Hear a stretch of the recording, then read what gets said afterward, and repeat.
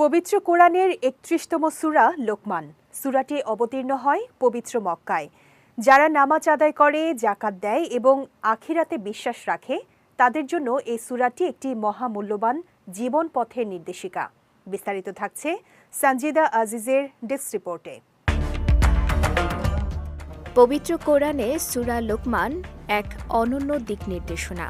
মূলত লোকমান হাকিম, যিনি তার পুত্রকে অসাধারণ কিছু উপদেশ দিয়েছিলেন, সেই উপদেশগুলোর মূল বার্তাগুলোই সূরা লোকমানে উল্লেখ করা হয়েছে, যে উপদেশগুলো জীবনের চলার পথকে বদলে দিতে পারে।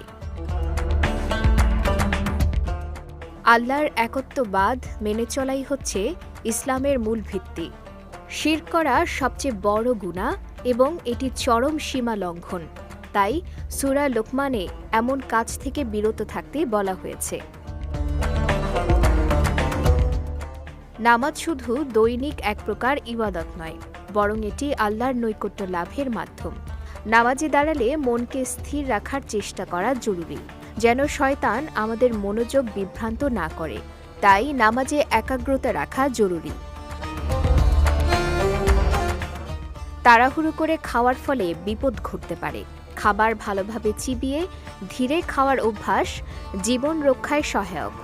সূরা লোকমানে খাবার ধীরে খাওয়ার পরামর্শ দেয়া হয়েছে। অন্যের গোপনীয়তায় হস্তক্ষেপ করা থেকে বিরত থাকা উচিত। দৃষ্টির হেফাজত আমাদের নিজেদের মর্যাদা রক্ষার অংশ। তাই অহেতুক হস্তক্ষেপ থেকে সকলের বিরত থাকা উচিত। অসতর্কভাবে বেশি কথা বলার ফলে অনর্থ হতে পারে। সংযমী বাক্যালাপ ব্যক্তিত্বের মর্যাদা বৃদ্ধি করে। অতএব কথা বলার ক্ষেত্রে সংযত থাকার বিকল্প নেই। মৃত্যু জীবনের অপরিহার্য বাস্তবতা। এটি স্মরণে রাখলে মানুষের অহংকার কমে এবং জীবন চলার পথে দায়িত্বশীলতা বাড়ে। তাই সার্বক্ষণিক মৃত্যুকে স্মরণ রাখা উচিত। আল্লাহর স্মরণ জীবনের প্রতিটি মুহূর্তকে অর্থবহ করে তোলে। সূরা বাকারায় আল্লাহ বলেন, যদি তোমরা আমাকে স্মরণ করো তবে আমি তোমাদের স্মরণ করব। উপকার করার পর তা নিয়ে খোঁটা দেয়া উচিত নয়। প্রকৃত দান তাই যা বিনিময়ের প্রত্যাশা ছাড়াই করা হয়। তাই উপকার করে তা ভুলে যাওয়াই শ্রেয়। ক্ষমার গুণে মানুষের হৃদয় জয় করা সম্ভব। তাই কেউ আঘাত দিলে তা ভুলে যাওয়াই উত্তম।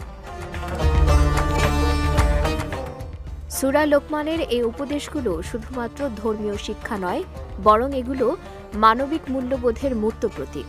উপদেশগুলোর সঠিক প্রয়োগ জীবনে বয়ে আনতে পারে শান্তি ও সমৃদ্ধি।